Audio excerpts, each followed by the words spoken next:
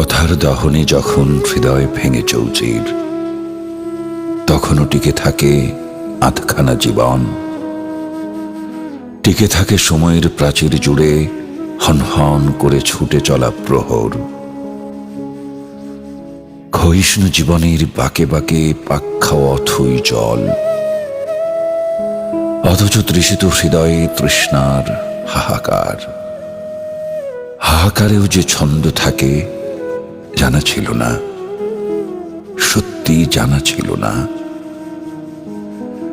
এক ফোঁটা জলেও জ্যোৎস্নার ছবি দেখা যায় বুঝিনি আগে।